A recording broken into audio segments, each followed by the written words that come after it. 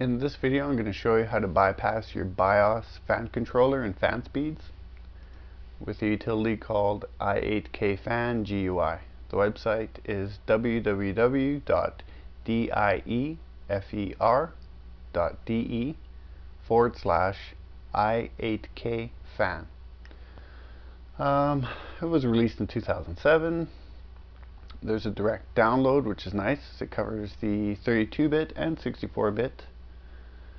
There's a compatibility list, shows the Inspiron series, latitude, precision, and smart step. So this is what the utility looks like. There's manual fan control, automatic temperature control, and force fans to high speed. In manual fan control, you can set your fans onto whatever you want. I use the automatic after I set it up. I found with manual fan control, it will kick out, it will change even though you set it on high. Sometimes these policies for the automatic temperature control affect it, and instead of running on high, it'll run on high, then it'll kick down, then it'll run on high again, and it's annoying. So even with force fans on high, the policies do affect it sometimes. So after figuring out how to set it up with automatic temperature control, this is what I leave it at. So with the automatic temperature control, you have different policies. Now you can set your normal up for, of course, just browsing the internet, or watching YouTube, whatever. You can set it up. You can set one up for gaming, office, meeting, whatever you choose. So let's get into the settings. Now you hit options, make sure auto start is enabled, and temperature control. So on the CPU, I've set mine, I want mine to turn on at 30 degrees, and I want it to be slow and slow with both fans. Turn off at 20 degrees. Now it's never going to reach 20 degrees, so it's never going to turn off. My second level is 35. Between 35 and 30 on the CPU, I want them both in fast. 40 and everything above 40 degrees, I want both my fans kicking in fast. So the GPU is a little different. GPUs can run at a higher temperature than the CPUs. So it's kind of the same with turning on at 30 degrees. And at 40 degrees, it would be nice to see my GPU running at 30 or 40 degrees, but that'll never happen.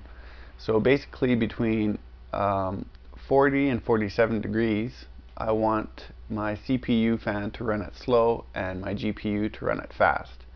And between 47 and 57, I'd like them to both run at fast and fast. So you can change slow to fast, off, or no change. With the memory and the chipset, I set everything to no change.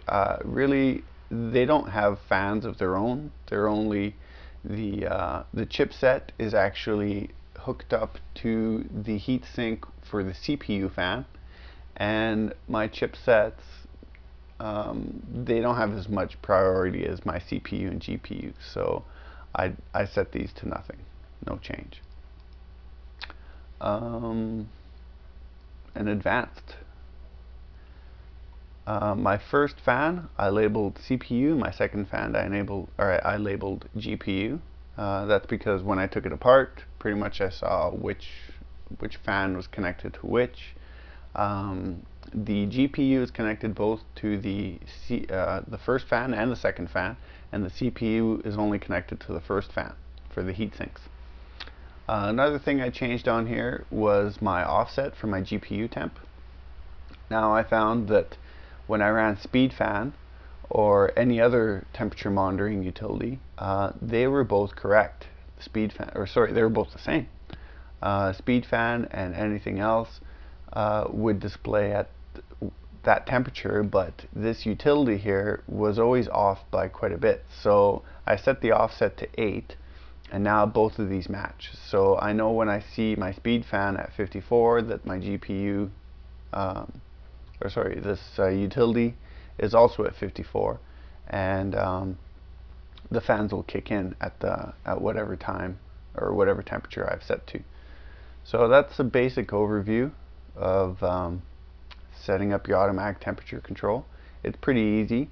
You can change these numbers to anything you want. So depending on how, you know, what temperatures you want to leave it at, you know, what level of sound that you're comfortable with your fans.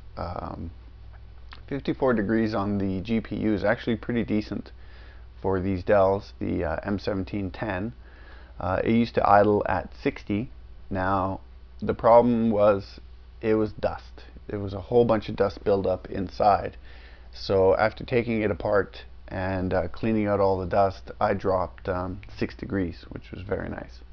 So I hope you enjoy, and I hope it works well for you.